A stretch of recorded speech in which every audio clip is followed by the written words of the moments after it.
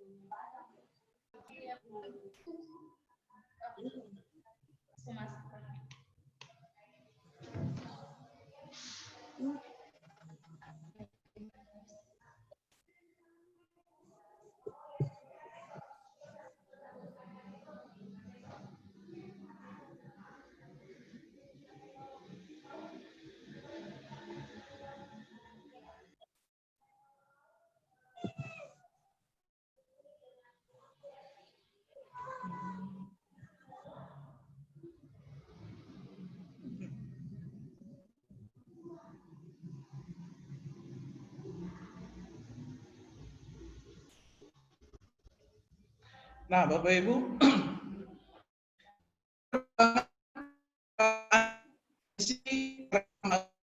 dan sosio-emosional.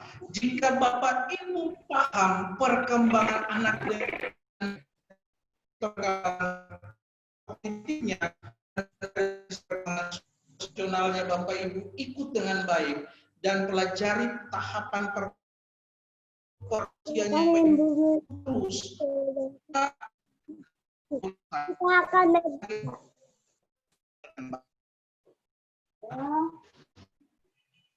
Apa yang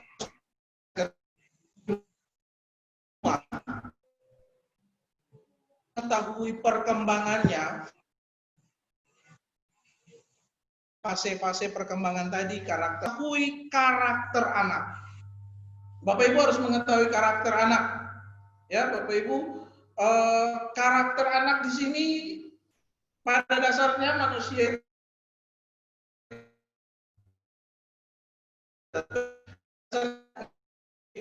manusia. Ini lihat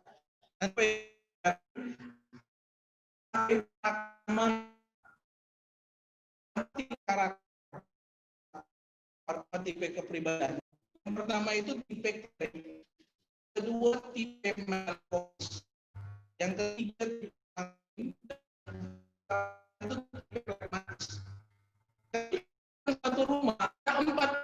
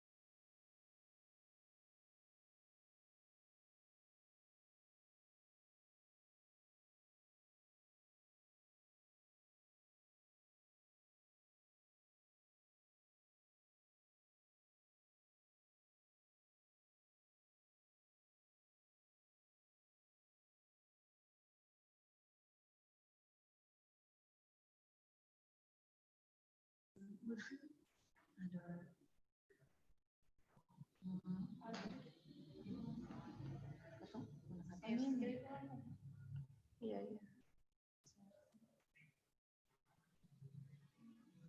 Mana tadi ini ya? Ya.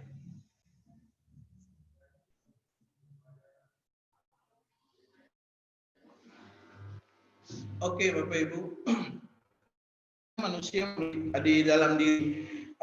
Ketika kita mempelajari karakter seseorang, kepribadian seseorang, ada 4 tipe: kolerik, melankolis, sanguin, plekmatis. Nanti Bapak Ibu akan terima materi ini, kita akan share ke Bapak Ibu. Bapak Ibu bisa pelajari masing-masing tipe ini, ya Bapak Ibu ya, masing-masing tipe ini. Tipe kolerik, sisi positifnya bagaimana, tipe melankolis, sisi kolerik, sisi positifnya bagaimana, sisi negatifnya bagaimana, tipe melankolis, sisi positifnya bagaimana, sisi negatifnya bagaimana, tipe sanguin, sisi positifnya bagaimana, sisi negatifnya bagaimana, demikian pun plekmatis. Beta jelaskan singkat saja karena ketemu terbatas waktu. Orang kolerik atau anak dengan tipe kolerik itu dia tegas sekali, tegas, jiwa kepemimpinannya itu jelas. Kalau di sekolah lihat anak yang dia suka ngatur anaknya, dia manusia. Itu tipenya itu tipe kolerik. Dan tipe kolerik itu orang terlahir banyak pemimpin-pemimpin dari tipe kolerik. Jadi kalau Bapak Ibu cek pemimpin-pemimpin di dunia, termasuk di Indonesia, itu paling tidak dia memiliki tipe kolerik. Jiwa pemimpinnya bagus, tegas, berani. Anak yang disuruh satu kali saja langsung maju ke depan. Itu tipenya tipe kolerik. Tetapi tipe kolerik ini punya kelemahan. Dia pemarah, itu pertama. Pemarah, egois, keras kepala, suka memerintah, ya, suka suruh-suruh, karena memang dia kayak bos begitu, jadi dia suka suruh. Jadi Bapak Ibu harus pelajari karakter anak, ya, Bapak Ibu harus pelajari karakter anak. Itu beta kasih gambaran singkat-singkat saja, nanti Bapak Ibu bisa baca secara detail tipe-tipe kepribadian sehingga Bapak Ibu tahu. Bapak Ibu ada di tipe mana, kemudian Bapak Ibu pengana ini ada di tipe yang mana. Tipe yang kedua, orang sanguin. Orang sanguin bahasa kerennya kita bisa katakan begini, gak ada lo gak rame. Jadi kalau saya ada dia itu sunyi, tapi kalau dia ada itu rame, tertawa terus. Itu tipe sanguin. Nanti Bapak Ibu bisa cek, Bapak Ibu anak, oh ternyata dia tipe sanguin. Suka bikin lucu, suka bikin orang tertawa, itu tipe sanguin. Orang sanguin itu kreatif, orang sanguin itu mudah bergaul dengan siapa saja. Orang baru pun dia langsung datang, langsung duduk, tiba-tiba so akrab. Itu tipe sanguin. Jiwa sosialnya itu tinggi. Nanti kalau tipe sanguin, kalau dia besar, hari ini kalau artis apa pakai baju di sana Jakarta, besok dia sudah pakai di Ambon. Nah, itu dia tipe sanguin, up to date. Jadi dia mau sesuatu yang memang up to date.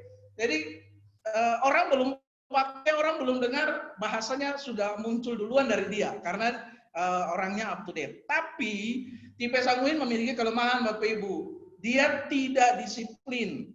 Hati-hati Bapak Ibu. Karena bicaranya terlalu banyak, maka dia sering disiplin. Pekerjaan yang selesai. Ya, nanti Bapak Ibu mulai membandingkan karakter anak Bapak Ibu itu ada di karakter tipe yang mana. Dia senang sekali berjanji, tapi suka ingkar janji. Itu orang sanguin. Suka ingkar janji, senang berdalih. Orang sanguin itu terbawa arus karena tadi up to date. Jadi Bapak Ibu harus hati-hati ketika anak nonton film. Bapak Ibu harus lihat ini filmnya positif atau negatif nih endingnya, atau jalan ceritanya ini positif atau negatif. Jangan sampai di dalam jalan ceritanya itu ada yang negatif lalu dia bisa tiru di situ. Balap-balapan ya di jalan, atau sebenarnya paling parah sekarang fenomena yang tadi Beta bilang, Free Fire itu. Baku pukul sampai mati, baku tembak sampai mati di dalam game itu. Karena memang dong mau lawannya itu mati. Ya, tipe sanguin. Tipe yang ketiga, orang dengan tipe melankolis. Orang melankolis ini dia cocok dengan cuaca yang mendung, Bapak Ibu. Mem di sini tertawa. Orang melankolis itu cocok dengan cuaca mendung karena hari-hari dengan air mata. Jadi Bapak Ibu harus lihat, Bapak Ibu hati-hati. Orang melankolis ini, atau saya boleh terlalu keras, saya boleh terlalu lembek juga, karena sensitifnya itu tinggi. Sedikit menangis.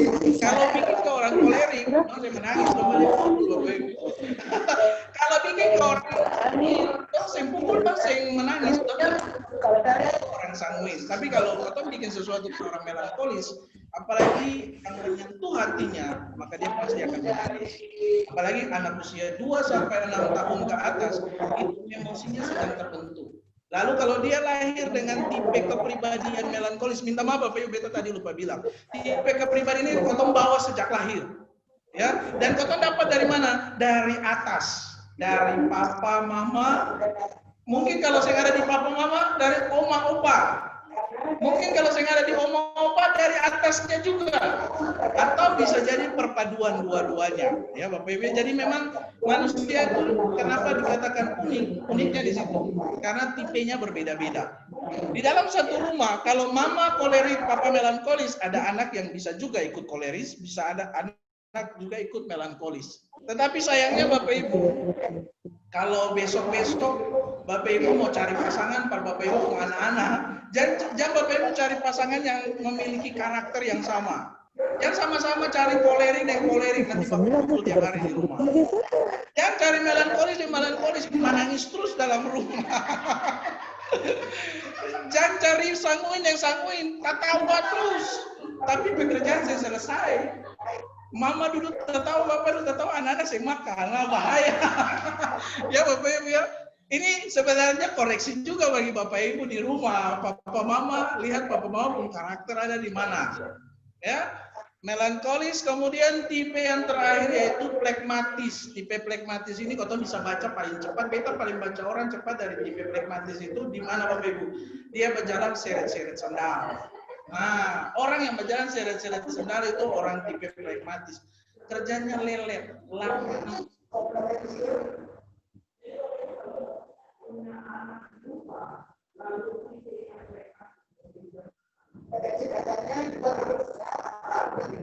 Ya, jadi Bapak Ibu kalau punya anak, Bapak Ibu harus sabar, harus jatuh di pinggir dia sering kaget, dia sering lari, dia diam saja. Dia akan emosinya, reaksinya itu 5 menit kemudian, baru dia kaget, ada apa? Sedangkan di sekitarnya surame, ya itu tipe plekmatis. Jadi unik Bapak Ibu. Kalau dalam rumah ada kolerik, melankolis, sanguin, plekmatis memang lengkap sudah Bapak Ibu di situ ya. Itu lengkap. Lalu tinggal Bapak Ibu pelajari plus minusnya. Masing-masing karakter kolerik punya sisi positif, tetapi punya juga sisi negatif. Melankolis punya sisi positif, tapi punya sisi negatif. Sanguin juga demikian, plekmatis juga demikian. Jadi Bapak Ibu harus belajar karakter anak itu ada di mana. Beta punya anak ini tipe apa, lalu pendekatannya bagaimana, harus berbeda. Ketika Bapak Ibu karakternya kolerik, anak karakternya melankolis, bahaya di sini. Papa keras, mama keras, anak udah menangis. Nah, bahaya Bapak Ibu. Nanti pertanyaannya ini siapa kemana? Bapak Ibu saya bisa bertanya begitu lagi, dia sudah lahir, dia sudah ada. Mungkin dia ambil karakter dari oma, dari opa, ya, dia ambil dari orang tua, dari Bapak Ibu orang tua mungkin, sehingga karakternya berbeda dengan Bapak Ibu. Jadi hati-hati ketika Bapak Ibu memiliki karakter yang berbeda dengan anak Bapak Ibu. Pola pendampingannya harus Bapak Ibu terapkan yang berbeda.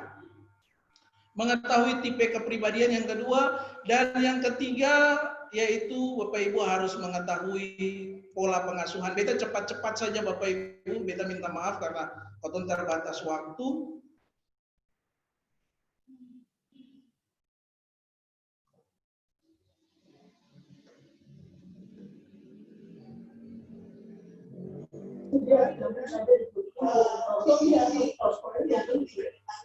Pola asuh itu ada 4. Setelah ya seperti tipe kepribadian tadi, pola asuh juga ada 4 yang harus Bapak Ibu perhatikan dalam mendampingi anak di rumah. Apakah Bapak Ibu orangnya otoriter, atau Bapak Ibu orangnya demokratis, atau Bapak Ibu orangnya permisif, atau Bapak Ibu tipe yang paling terakhir yaitu tipe penelantaran. Otoriter itu singkatnya bilang A harus A, kalau sing A dapat pukul. Itu orang tua dengan tipe otoriter. Orang tua dengan tipe demokratis bilang A tapi bisa ada negosiasi. Masih bisa diajak bicara, anaknya masih bisa bertanya lagi. Ya, itu orang tua tipe demokratis. Orang tua tipe permisif, orang tua yang kasih manja anak. Nah, Bapak Ibu hati-hati di sini. Ya, kalau anak usia 2 sampai 3 tahun, kalau belum waktunya pegang gadget jangan kasih. Ya, terkadang orang tua kasih manja anak sampai akhirnya perkembangan emosinya tidak sesuai dengan perkembangan usianya. Nah, ini kan yang terjadi sekarang. Anak usia 2-3 tahun, minta maaf, dia sudah tahu yang namanya cinta-cinta. Karena apa? Dia sering lihat di handphone, dia sering nonton. Karena Bapak Ibu sempat tahu, ya, anak usia 4-5 tahun kan sebenarnya belum seharusnya belum waktunya memahami hal-hal seperti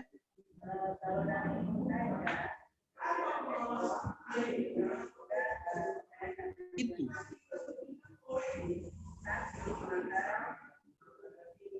Tetapi karena Bapak Ibu ada di tipe penunjang tanpa pengawasan di rumah, itu harus. Tapi fasilitas harus diikuti dengan pengawasan. Harus ada pengawasan. Jangan Bapak Ibu berikan saja tanpa pengawasan. Ya, Bapak Ibu, orang tua dengan tipe permisif itu orang tua yang manja, kasih manja anak. Nanti besok-besok dia saya mandiri. Lalu tipe yang keempat, kita pikir saya nggak ada orang tua dengan tipe ini, tipe penelantaran. Saya mungkin orang tua kasih lahir anak lalu biarkan dia bertumbuh sendiri tanpa pengawasan, tanpa pembiayaan, tanpa perawatan yang ada. Tetapi hati-hati, ada orang tua di satu sisi, ada orang tua yang menelantarkan anak juga. Ya, pergi dengan matahari, pulang dengan bulan. ada Bapak Ibu, ya, dia pergi